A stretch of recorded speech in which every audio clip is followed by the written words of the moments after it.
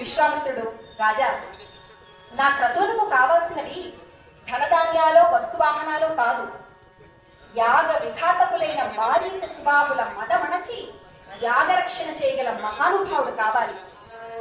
నిజానికి వారిపై శాపం పెట్టగల శక్తి నాలో లేకపోలేదు. కానీ యజ్ఞ దీక్షలో ఉన్నప్పుడు తప క్రోధేన నశ్యతి, కోపానికి తాపానికి తావివ్వరాదు కనుక నా యాగరక్షణకు సుందర రూపం శ్యామల గాత్రం సకల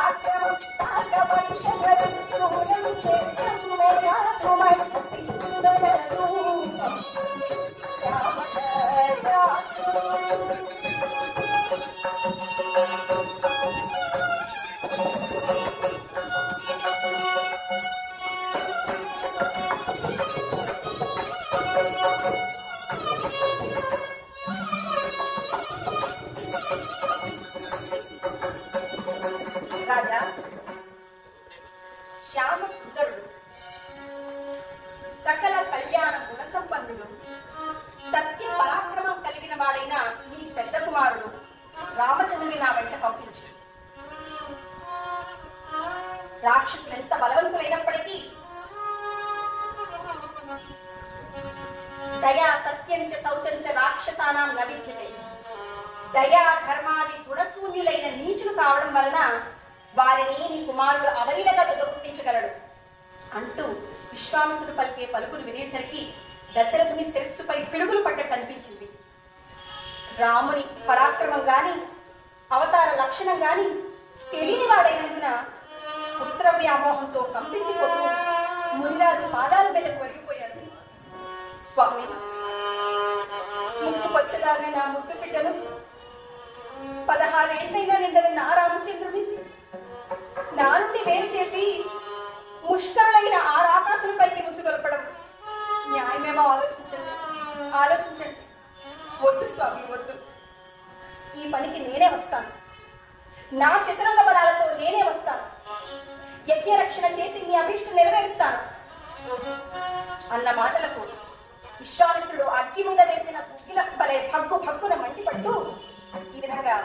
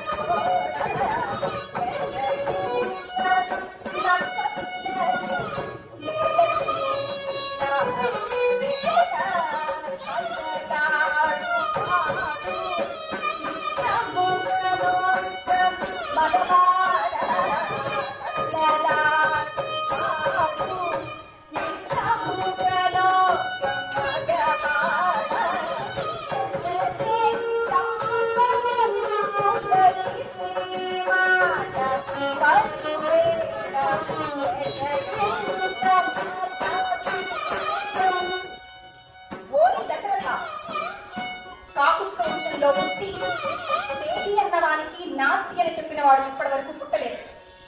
చందనవనంలో చిల్లేడు మాదిరిగా నిన్ను ఈ వంశంలో పుట్టించిన ఆ బ్రహ్మను ఒట్టి ఎంబ్రమనాలి గాని నిన్ను అనవలసిన పని లేదురా అంటూ తోక తొక్కిన నాచువలే కస్సున లేచి ఉగ్రుడై బిగ్గరగా పలికేసరికి సభలోని వాళ్ళు జగజగజగజ ఉడికిపోయారు. దశరథుడు అడగట్టంలో చిక్కుకున్న పోక చక్కగా మాదిరిగా తయారైన తన పరిస్థితిని చక్కదిద్దమని తన కులగురువు అయిన వశిష్ఠుని వేడుకొనగా ఆ మహనీయుడి ఈ విధంగా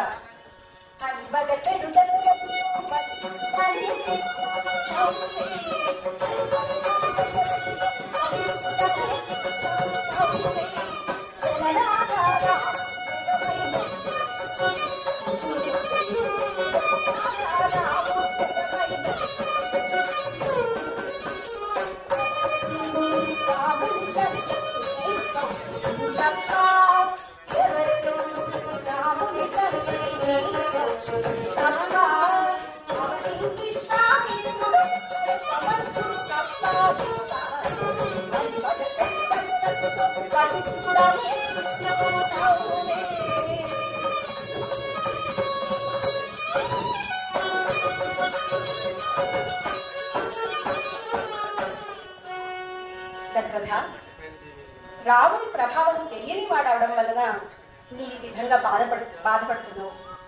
రాముడు ఎవరనుకుంటున్నావు? మానవ విగ్రహాన్ని ధరించిన పరమాత్మునిగా ఈ విశ్వామిత్రుడు నేను అతనిని ఏనాడో గుర్తించాం. కాబట్టి నీవు వెనువెంటనే రామచంద్రుని ఇతని వెంట పంపించు. చేసిన తప్పుకు ప్రాయశ్చిత్తంగా లక్ష్మణుని కూడా విశ్వామిత్రుని వెంట పంపించు అనేప్పటికీ అసలే ఇవ్వకుండా ఉందామనుకుంటే వడ్డీతో సహా ఇచ్చుకోవాల్సి వచ్చిందిరా బాబు అనుకుంటూ అంతఃపురం నుంచి రామలక్ష్మణులను రప్పించి విశ్వామిత్రుని వెంట పంపించాడు దశరథుడు. సాయంకాలానికి వారు సరయూ నదీ తీరం చేరుకున్నారు. కృత స్నానులై వచ్చిన రామలక్ష్మణులకు భవిష్యత్తులో అవసరాలకు ఉపయోగపడేలాగా ఆకలి దప్పులు గాని నిద్రావస్థలు గాని శత్రుభయం గాని లేకుండా బల అతిబల అనే మంత్రాలను ఉపదేశించి ఆ రాత్రికి వారు ముగ్గురు అక్కడే పవళించారు. మాటి మాటికి రామచంద్రుడి దివ్యమంగళ రూపాన్ని చూస్తున్న విశ్వామిత్రునికి అసలు నిద్ర పట్టనే లేదు. ఈలోపు ప్రాతకాలం కావచ్చింది. అప్పుడు విశ్వామిత్రుడు రాముని ఈ విధంగా నిద్రలేపుతున్నారు. కౌసల్యా సుప్రజా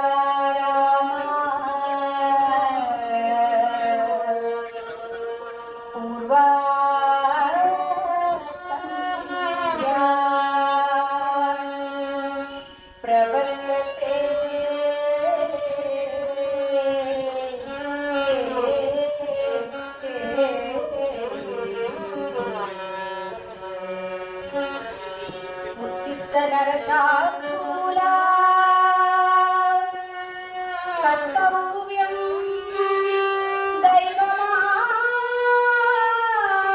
దైవమాంత్రికం కర్తవ్యం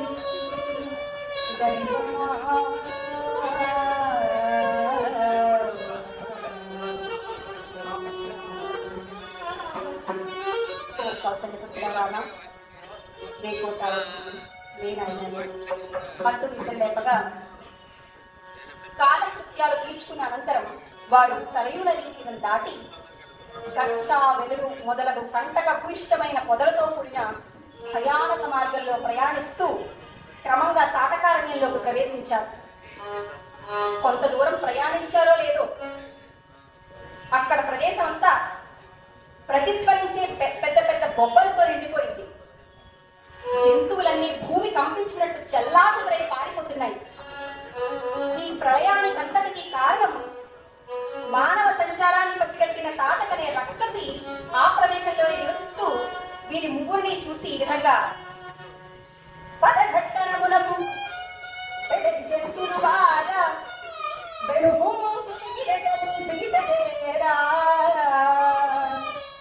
వేలాడు కప్పున వెదురుడొంగడు చిక్కువడి నేలను వచ్చు చెప్పుడు వృక్షములను గట్టిగాడలవలె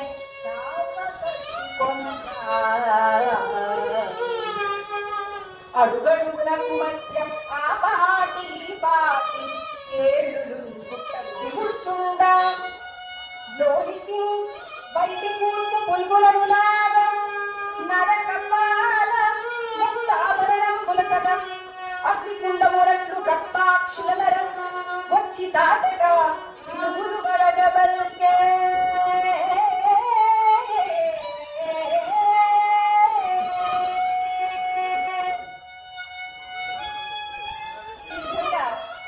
భగభగమంటే అగ్నిగోళాల లాంటి కళ్ళతోనూ పారలు గడ్డపారల వంటి పళ్లతోనూ మానవ పురిలతో చేసిన మణిహారాన్ని కంటను ధరించి వికటాట్టహాసం చేస్తూ పెద్ద పెద్ద అంగలు వేసుకుంటూ వస్తూ దూరం నుంచి వస్తున్న రామలక్ష్మణులను చూసి ఈ విధంగా అనుకుంటుంది తాటక.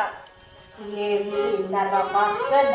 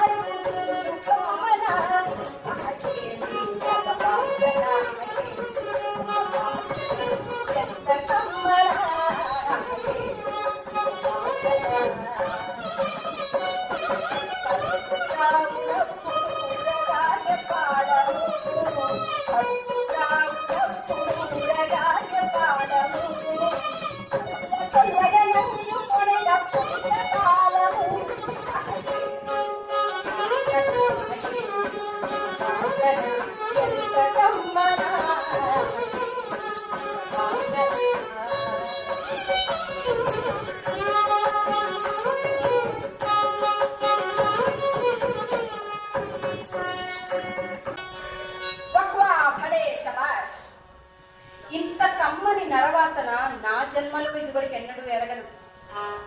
వీళ్ళని చంపి ఒకేసారి తినడం కన్నా మరుగు చేసుకుని కొంతకాలం దాచుకోవడం మంచిది. కళ్ళు త్రాగినప్పుడల్లా కాస్త కాస్త ముక్క నంచుకుంటే అబ్బాబ్బాబ్బాబ్బాబ్బా అంటే మనం మజ్జిగలో ఆవకాయ ముక్క నంచుకున్నట్టు అన్నమాట అని తలపోస్తూ కొండ శిఖరం పై నుంచి రామలక్ష్మణులను మళ్ళీ పరిశీలనగా చూసింది తాటక. అబ్బో వీళ్ళ వద్ద ప్రాణాలు కూడా ఉంటాయే. ఏముంటే మాత్రం ఇంకేం చేస్తారు ఈ మరుగుచ్చోళ్ళు. ఒక్కసారి గాలి గట్టిగా ఇలా పీల్చానంటే నా ముందుకు వచ్చి నిలబడతారు. వర్ణయముతమైన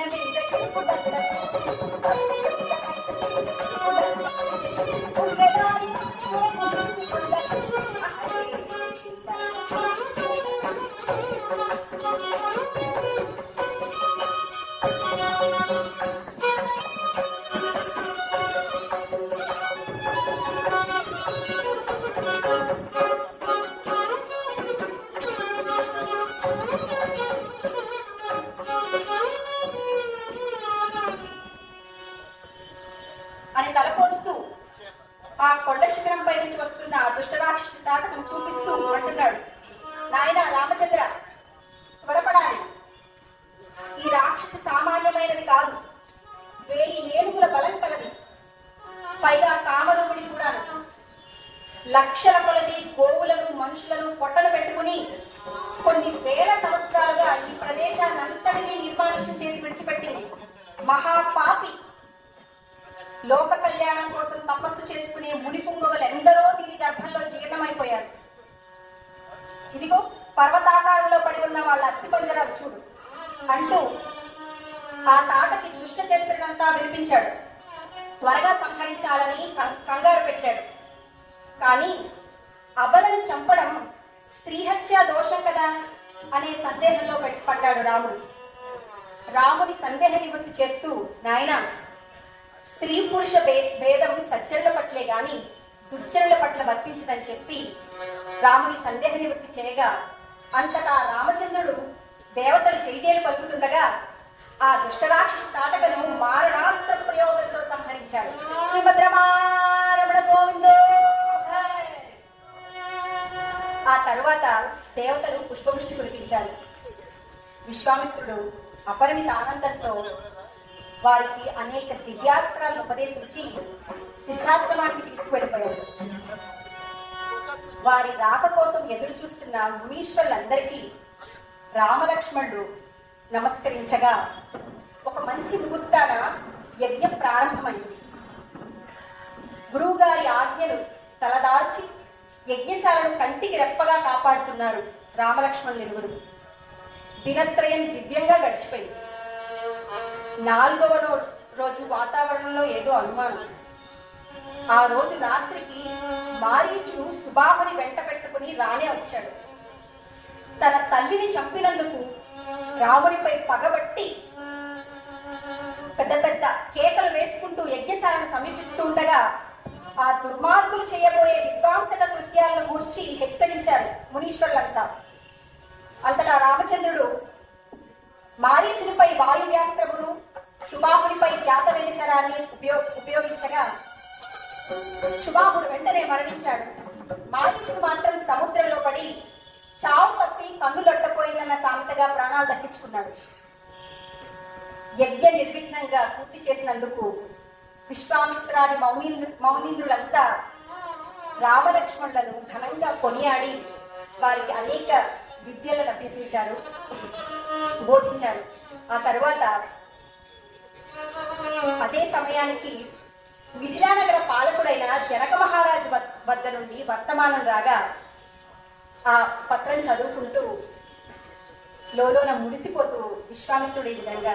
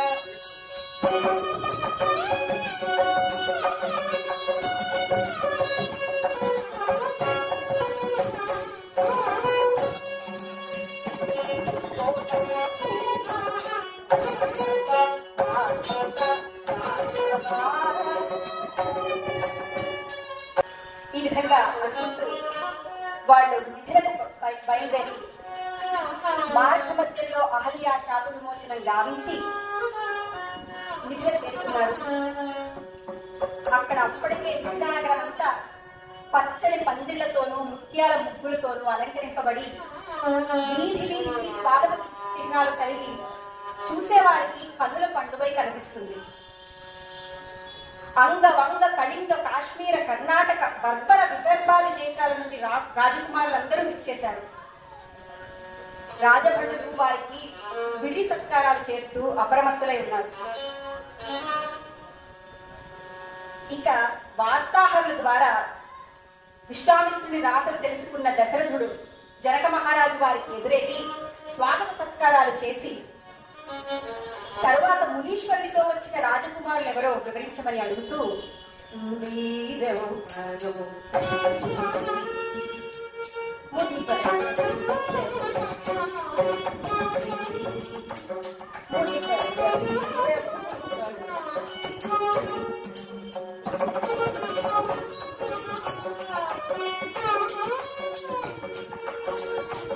వీరులు మేర సమాన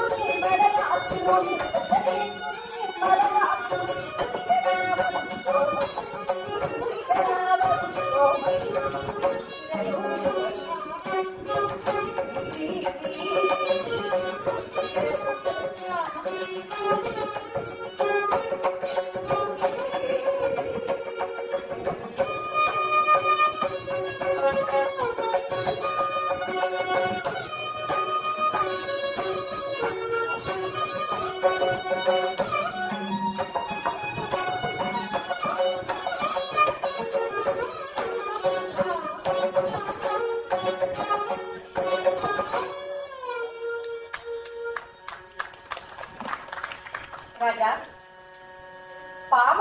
పామరులకి ఇతడు సూర్యవంశానికి చెందిన దశరథుని పుత్రుడైన రామచంద్రుడు మాత్రమే. కానీ తత్వవేత్తమైన నీ పట్ల తలంచవని నేను విశ్వసిస్తున్నాను. ఇతడు లోక కళ్యాణం కోసం నేను తలపెట్టిన యాగాన్ని నిర్విఘ్నంగా పూర్తి చేసినవాడు. తన పవిత్ర పాదస్పర్శతో రాతిని సైతం నాతిగా అనుగ్రహించినవాడు. మారీచ సుబాహుల మదమణచినవాడు. తాటకిలాంటి భయంకర రాక్షసుని తుదముట్టించినవాడు. కాబట్టి ఇతడు తప్పక నీకు అల్లుడు కాదగడని నేను విశ్వసిస్తున్నాను. అయోనిజైన కుమార్తె సీత కూడా సామాన్యురాలు కాదు.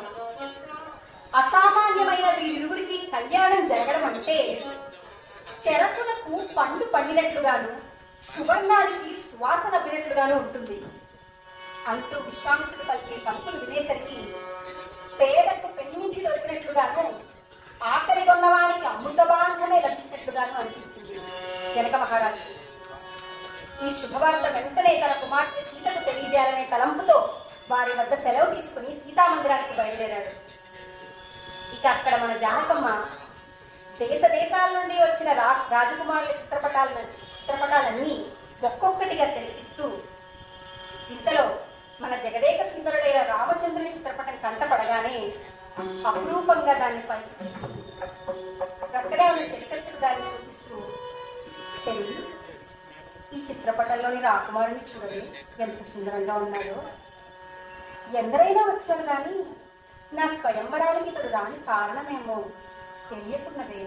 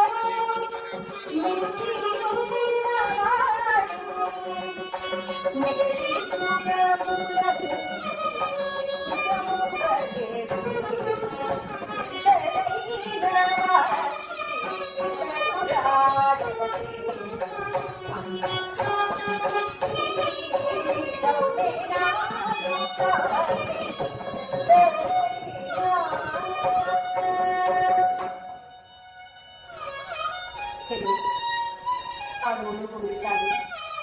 ఆ ముద్ర ముంటగట్టిన ముఖం, ఆ ఉంగరాల బొట్టు, ఒక చూడలేదు, ఇతన్ని వర్ణించడం నాకు సాధ్యం కావడం లేదు అంటూ ఇంకా ఏదేవో చెబుతూ ఉండగా అదే సమయానికి అక్కడికి వచ్చి ఆ మాటలన్నీ విన్నాడు జనక మహారాజు.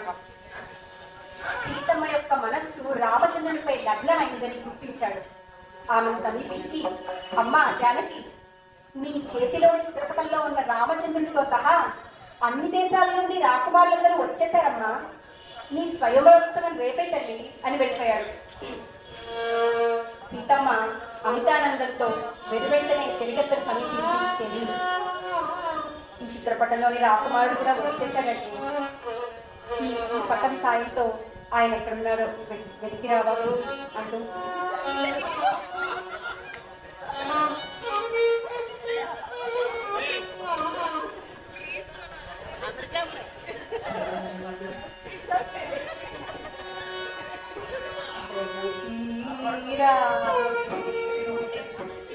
అంటే అమెరికాలో స్థిరపడ్డ వాళ్ళకు కూడా అర్థం కావాలి కదా మరి.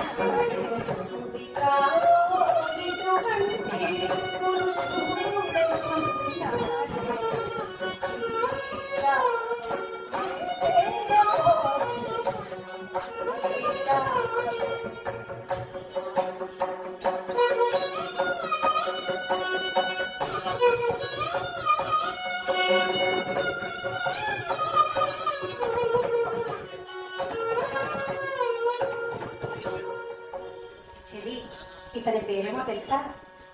రాముడంట దశరథ రాముడంట రాముడంట దశరథ రాముడంట ఓమారి దేవిపై ఓమారి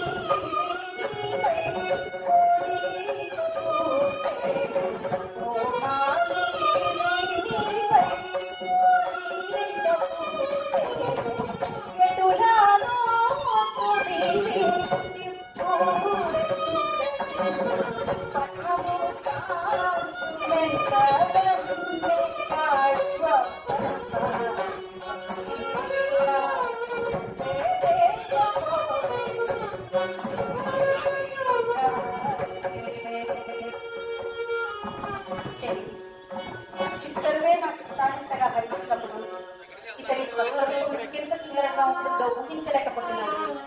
త్వరగా వెళ్ళవే అంటూ తొందర పెడుతున్న సీతమ్మ దగ్గర నుండి చిత్రపటం తీసుకుని రాకుమారులకై ఏర్పాటు చేసిన విడుదలన్నింటినీ అతి రహస్యంగా పరిశీలించిందా చెలికత్తె.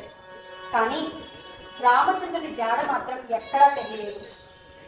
ఎట్టకేలకు ఉద్యానవనం చేరుకుని అక్కడ గురువుగారు చెబుతున్న వర్ణాశ్రమ ధర్మాలను పచ్చని చెట్ల కింద కూర్చుని కడు శ్రద్ధగా వింటున్న రామలక్ష్మణులను చూసింది. చిత్రపటంలో కంటే 1000 రెట్లు సౌందర్యవంతుడై ప్రకాశిస్తున్న రామచంద్రుని చూసి లోలోన అచ్చరువంతూ తిరిగి అంతఃపురము చేరుకుని రామభద్రుడి గురించి వివరాలన్నీ వివరించింది ఆ చెలికత్తె. ఇక సీతమ్మ రాముని ప్రత్యక్షంగా చూడాలనే కుతూహలంతో వన విహారం అనే నెపంతో ఉద్యానవనానికి బయలుదేరింది. మార్గ మధ్యంలో తన ఇష్టదేవత అయిన పార్వతీదేవికి ప్రార్థించి ఉద్యానవనం చేరుకున్నది.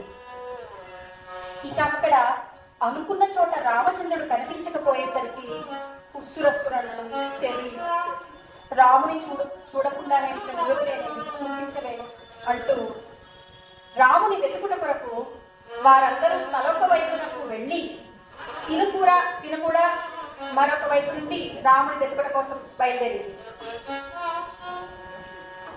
ఇకలా వెతుకుతున్న సీతమ్మకు రాముడు ఎదురయ్యేప్పటికీ పరుగు పరుగున వెళ్ళి ఒక పొన్నగొన్న మాటనకు తప్పుకున్నది. చూశాడు మన రామచంద్రుడు. పక్కనే ఉన్న తన తమ్ముడితో ఈ విధంగా,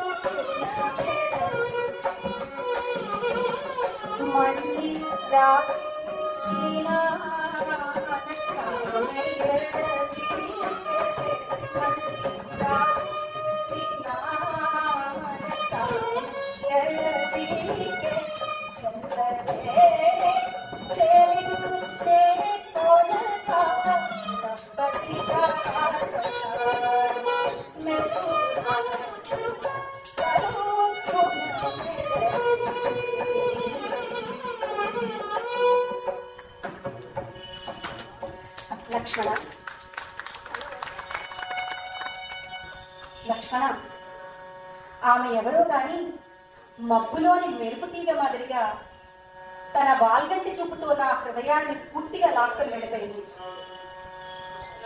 బహుశా ఆమె జనకుని కుమార్తె జానకి అయి ఉంటుంది. గురువు గారి సంకల్ప బలమే ఈ సంధానానికి సంబంధానికి మూలం. బడి బడి కౌశికుండు మన పాలిటి వేల్పు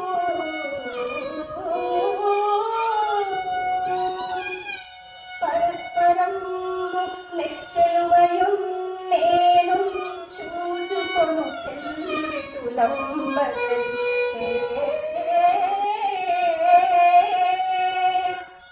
తప్పదావిరు దుర్మాడి రేపు రఘువీరుల నిస్తుల బాబు దర్పము తెలిపెదనెల్లరో కులకు తెల్లమగా కై కొండు మెచ్చెలి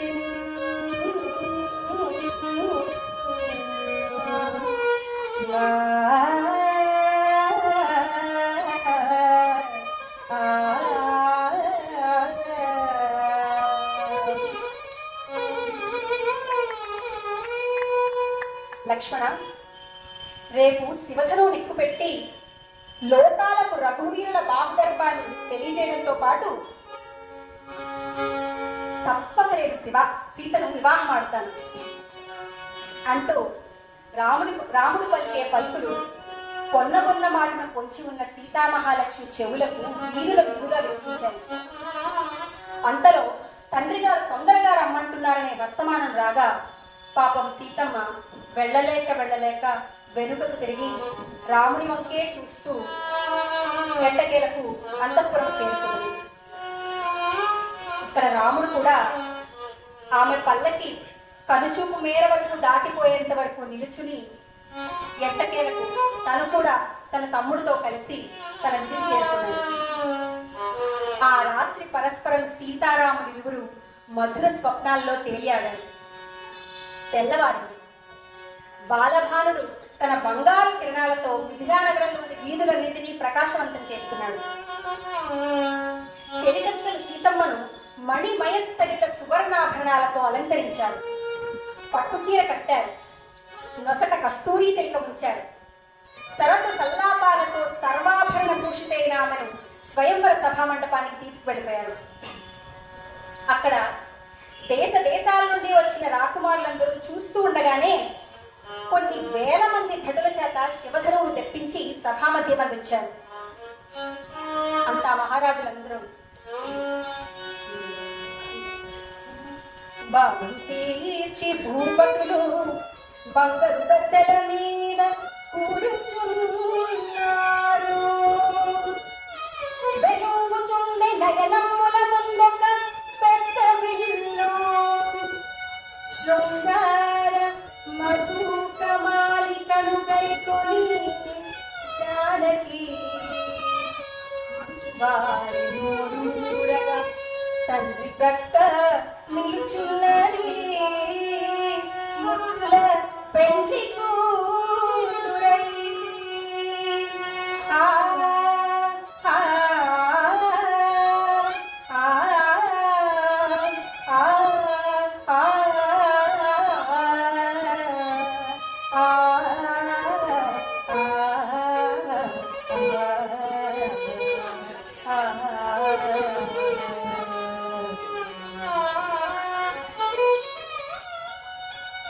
ఈ విధంగా మహారాజులంతా బంగారు సింహాసనాలు అధిష్ఠించారు.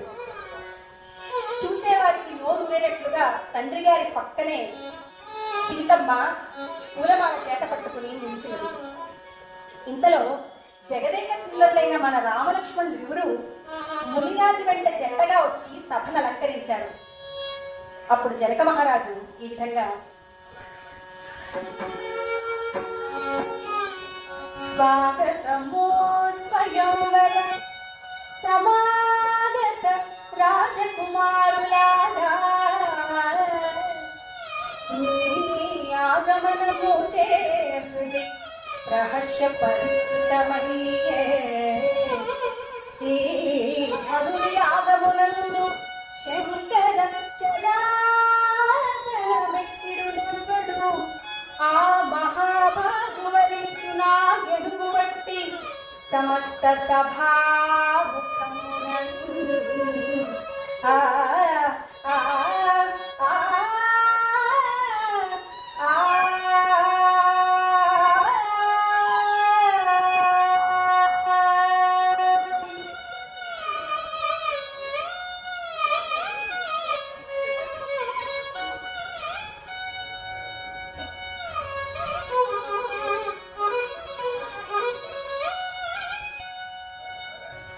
సభాస్థలరా, అదిగో అటు చూడండి. పినాకం అనే పేరు కలిగిన ఆదివసు చేతనే శంకరుడు త్రిపురాసురాది లోక కంటకులందరినీ పరిమార్చి దీనిని మా వంశంలో మూల పురుషుడైన దేవారాజుని సమర్పించాడు. అప్పటి నుండి ఈ ధనువు మా ఇంటనే పూజింపబడుతుంది. ఇదిగో ఇది చూడండి, ఈమె నా కుమార్తె సీత. నేను యాగం చేసే నిమిత్తం నేలను దున్నుతూ ఉండగా నాగలి కరుకు తగిలి ఒక పెట్టె బయలుపడింది. ఆ పెట్టెలో నిక్షిప్తమై ఉన్న బాలికయే నేటి ఈ అపురూప సౌందర్య రాశి అయిన సీత.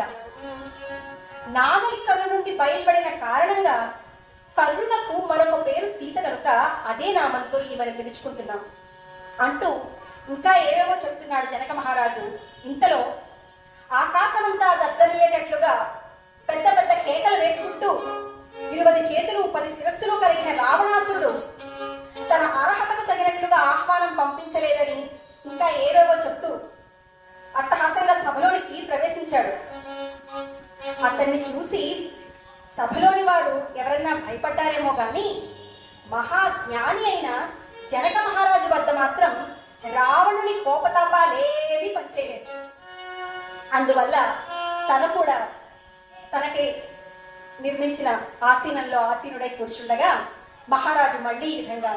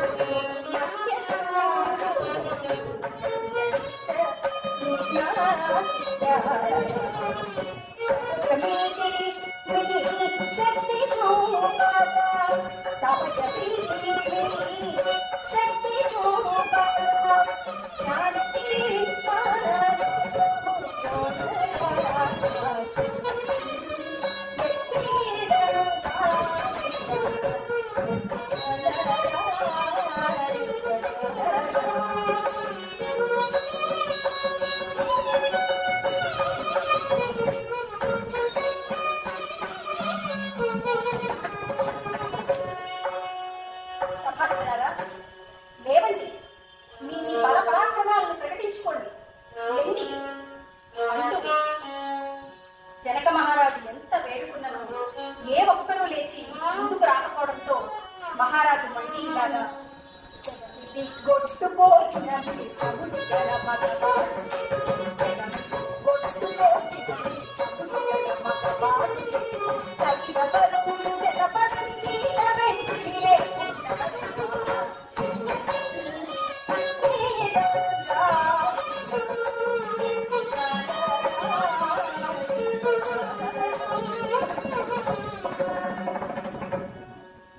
క్షత్రియ వీరులారా, రాజలోకం అంతా ఇక్కడే ఉన్నప్పటికీ ఏ ఒక్కరూ లేచి విల్లును సమీపించట్లేదంటే ఈ భూమి ఎంత నిర్వీర్యమైందో ఇప్పుడు నాకు అర్థమైంది అంటూ జనకుడు పలికే పలుకులు వినేసరికి చటాల పైకి లేచాడు లక్ష్మణుడు.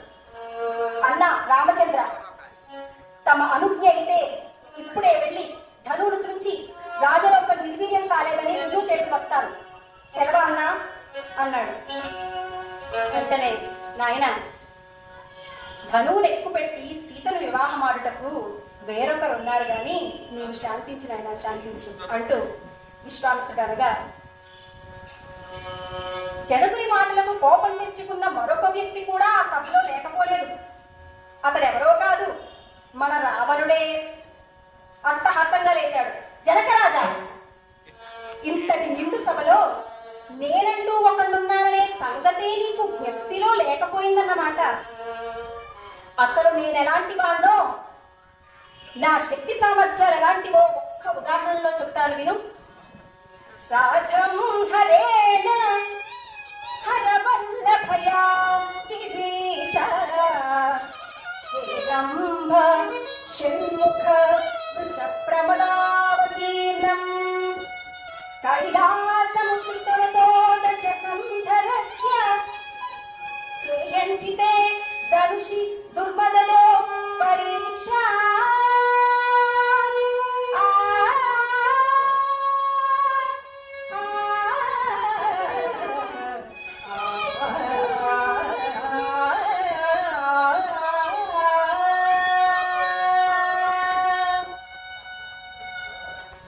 రాజా శంకరునితోను పార్వతితోను నందికేశుడు ప్రమథ గణాలతో నిండి ఉన్న వెండి కొండనే అవలీలగా ఎత్తగలిగిన నాకు ఈ ధనువు నెక్కు పెట్టడం ఒక లెక్కలో ఒకటి కాదు అంటూ చటాలున పైకి లేచి సభను తేలిపార చూశాడు. వింటిని సమీపించాడు. తన ఇరువది చేతులతో ధనస్సు నెట్టడానికి ఎంతగానో ప్రయత్నించాడు. కానీ ప్రయోజనం మాత్రం కలగలేదు. అప్పుడు సభలో వారు అనుకుంటున్నారట, ఇతని 10 చేతులు, ఇతని 20 చేతులు.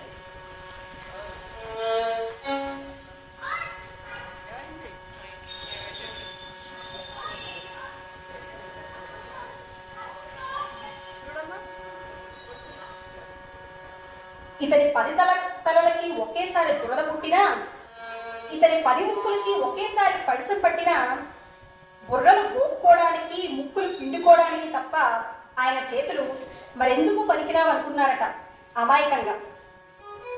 కానీ అది నిజం కాదు. దైవే బలే దుర్బలే అన్నట్లుగా దైవ బలం లేకపోవడం వల్లనే అలా జరిగింది కానీ బాహుబలం కొరవడి మాత్రం కాదు.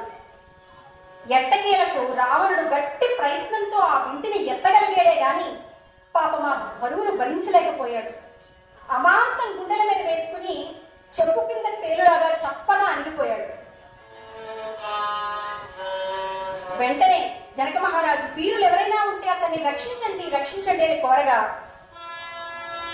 విశ్వామిత్రుడు వెంటనే శ్రీ రఘురామ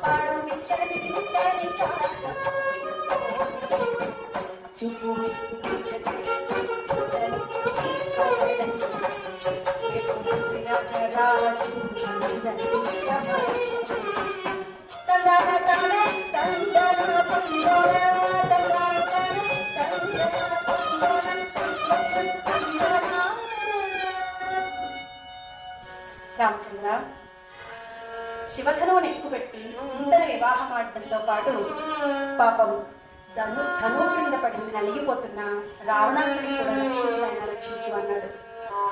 వెంటనే రామచంద్రుడు చటాలన పైకి లేచాడు. నడుములకు ఒల్లెబాటు బిగించాడు. గురువు గారి పాదాలకు నమస్కరించాడు. అప్పటి అతని రూపురేఖలను చూసి సభలో వారు అనుకుంటున్నారట,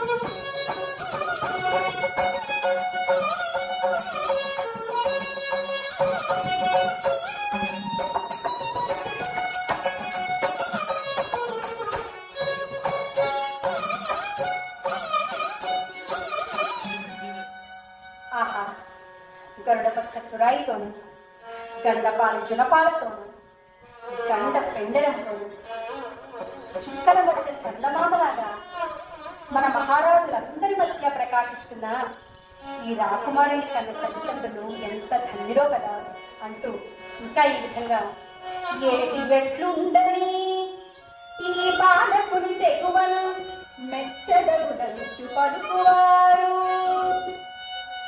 పోల్చంగవశమే ఏ పుట్టలో ఎట్టి పామున్నదో అని తలయుచువారు నిజముగా వెళ్ళెత్తని మారని కాని తగు సీతకి తడుచువారు దేవుడు నేడు క్షత్రియ గౌరవము నెల్లిప ఇతడయ్యనో ఎనుచు పలుకువారు జనములిట్టుల సంశయాశ్చర్యములు పొందుచుండగా శ్రీరామచంద్రుడంత భూమిష్ట వైపు శృంగారము మహేషు బిరుదసము వీరరసము రాజులగ చూచే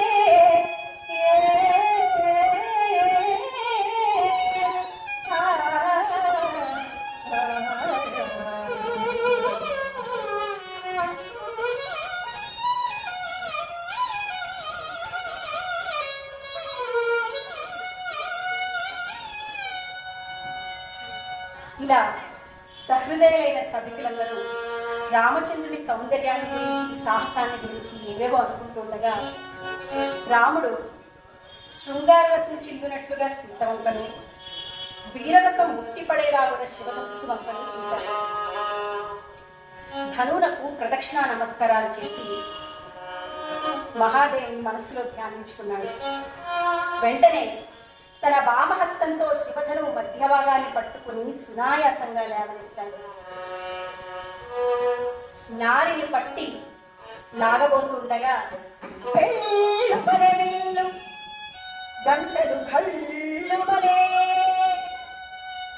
గుభిళ్ళుమలే గుండె గుప్పులకు చల్లుమలియే జానకి దేహము ఒక నిమేషమునందే నయము జయమును భయము విస్మయం కరుణా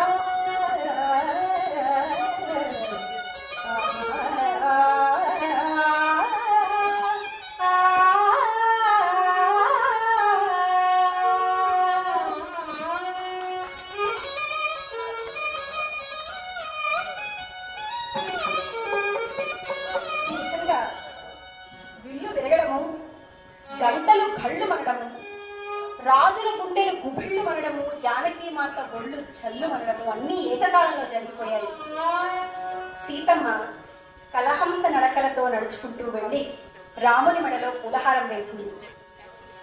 దివి నుండి దేవతలు పుష్పవృష్టి కురిపించారు. దేవదందువులు మ్రోగాయి. ఇక జనక మహారాజు ఒక మంచి ముహూర్తాన్ని నిశ్చయించి దశరథునికి వర్తమానం పంపగా జరిగిన శుభ పరిణామాలకు మురిసిపోతూ ఆయన 3 రోజులు ముందుగానే మిథిల చేరుకున్నాడు. ఆ శుభముహూర్తం రానే వచ్చింది.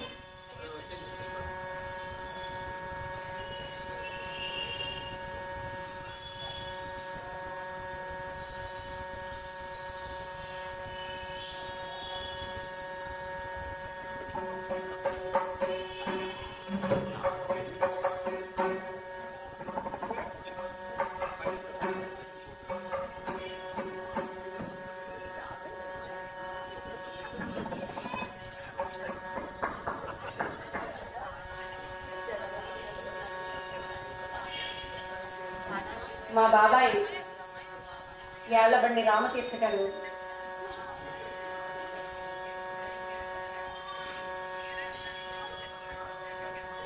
నాకు 500 వాయిద్య సహకారాలు అందిస్తున్న సీతాపతి గారికి, హనుమంతరావుకి 500 చదివించారండి. కానుకగా ఇచ్చారు. ఆయనకి ఆ పరమేశ్వరుడు ఆయురారోగ్యాలు ఇచ్చి ఐశ్వర్యాలు ఇచ్చి సదా రక్షించుగాక అని మనస్ఫూర్తిగా కోరుకుంటున్నాను.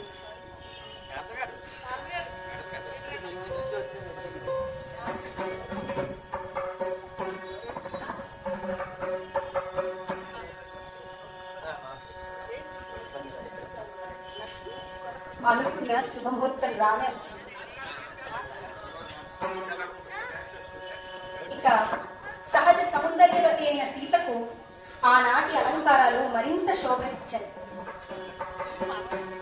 అప్పటికే పెంటి కుమారుడై మండపాన్ని అలంకరిస్తున్న శ్రీరామచంద్రులకు వామభాగాన సీతమ్మను కూర్చుండబెట్టగా పెళ్లి ప్రారంభమైంది. అనేక మంది కనులు మునులే కాక సామాన్య ప్రజలంతా కూడా ఆ వివాహ వేడుకలో పాలు పంచుకుంటున్నారు.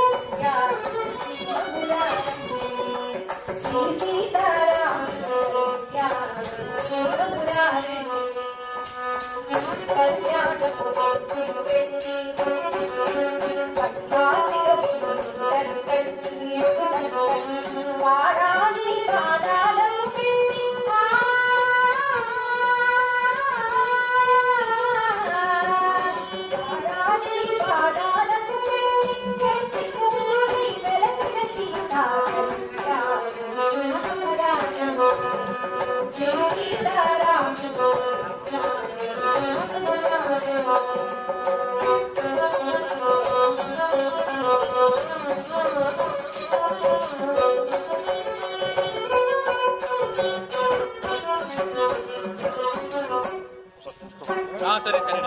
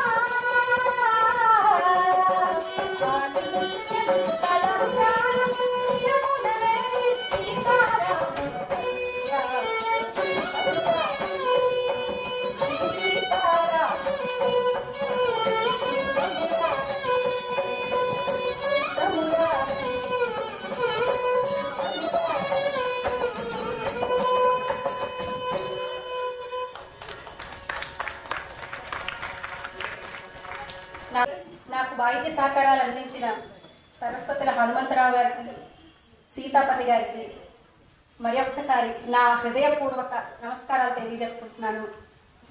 ప్రకాష్ గారు అద్భుతంగా ఇందాక గానం చేశారు, వారికి కూడా అభినందనలు తెలియజేస్తూ సరస్వతి హనుమంతరావు గారు, యాళ్లబండి రాంప్రసాద్ గారు,